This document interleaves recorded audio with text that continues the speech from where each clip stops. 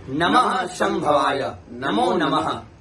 भगवान शिव शंकर को प्रसन्न करने के लिए श्रावण का पावन महीना, जिसमें हम सभी वैदिक धर्म के प्रेमी, सनातन हिंदू धर्म के प्रेमी घरों में अनेकों प्रकार के अनुष्ठान करते हैं। शिव जी का हम पावन पवित्र अभिषेक करते हैं, हम कावड़ लेकर के जाते हैं। हम हमारे घर में अगर कोई बीमारी से ग्रसित है तो हम उनके निमित्त महामृत्युंजय का अनुष्ठान करवाते हैं। भगवान शिव शंकर को प्रसन्न करने के लिए और हमारी कामनाओं के निमित्त, हमारी जो कामनाएं होती है उनके निमित्त हम भगवान शिव शंकर को उन्हीं उपायों के माध्यम से प्रसन्न करने के लिए अनेकों उपाय करते हैं। क्योंकि ऐसी इस संसार में लोग किसी न किसी दुख से ग्रसित है, क्योंकि दुखालयम शाश्वतम, यह संसार तो एक दुख का आलय है। और हम भगवान की आराधना करके, भगवान शिव शंकर को प्रसन्न करके एक विधि के द्वारा हम भगवान की एक कृपा प्राप्त कर सकते हैं, जिसके माध्यम से हम इस संसार में सुखी रह पाएं। तो भगवान शिव शंकर को प्रसन्न करने के लिए हम लोग जो वैदिक कर्म करते हैं, सनातन हिंदू धर्म के जो संबंधित जो भी हम अनुष्ठान करते हैं, कर्म करते हैं, तो उनके विशेष में जानकारी आज यह है कि एक रेवासा धाम जो राजस्थान की धरा में सीकर जिले के पास स्थित है, जिसमें विप्र फाउंडेशन अपनी एक अनूठी, इसके अंदर एक सहयोगिता दर्शाता है।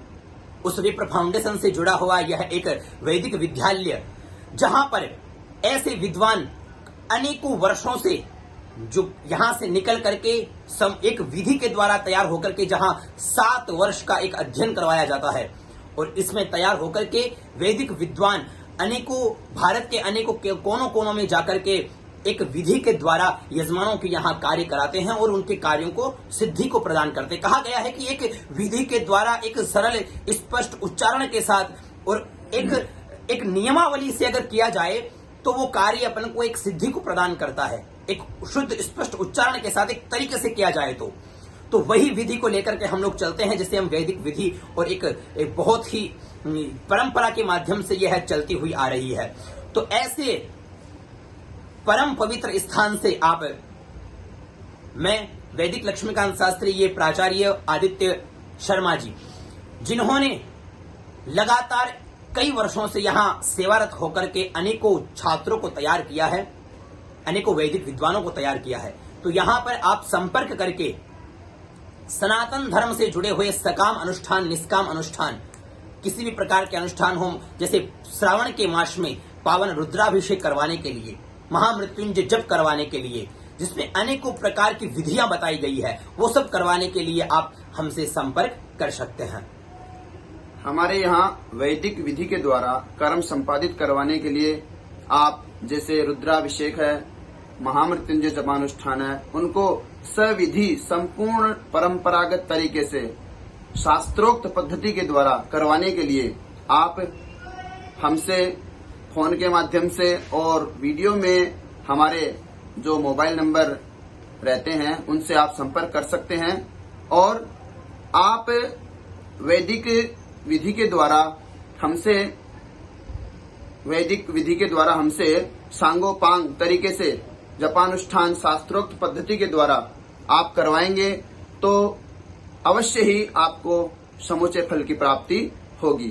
कहा गया है कि अगर एक विधि के द्वारा अगर कार्य को संपादित किया जाता है तो वो हमें एक सिद्धि को प्रदान करता है, भगवान की कृपा उससे अवश्य प्राप्त होती है। तो यहाँ एक हम जो बच्चों को है वो एक अनूठी विधि के माध्यम से यहाँ तैयार करते हैं। तो आप लोग हमसे संपर्क करके सनातन धर्म से जुड़े हुए कोई भी कर्म हो, यज्ञ अनुष्ठान, जपानुष्ठान, कोई सत्य सनातन ये अनुष्ठान इत्यादि के माध्यम से, जैसे रुद्राभिषेक कर्म हो, चाहे अनेकों जो जैसे भी कर्म हो, उनको करवाने के माध्यम से उनमें एक अनोखी एक सिद्धि को प्राप्त करने के लिए आप लोग हमसे संपर्क कर सकते हैं। संपर्क सूत्र हमारे जो हैं वो बायो में दिए गए हैं।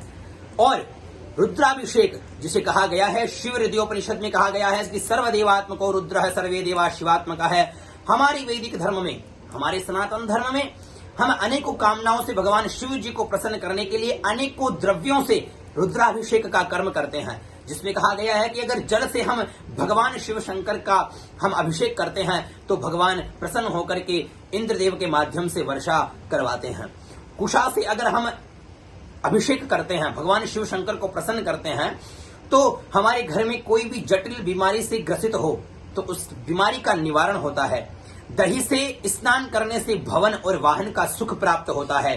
गन्ने के रस से स्नान करवाने से जिससे लक्ष्मी की कमी हो, धन की कमी हो, वैभवता चाहिए, वो गन्ने के रस से अभिषेक करवाए। शहद घी से धन की वृद्धि होती है।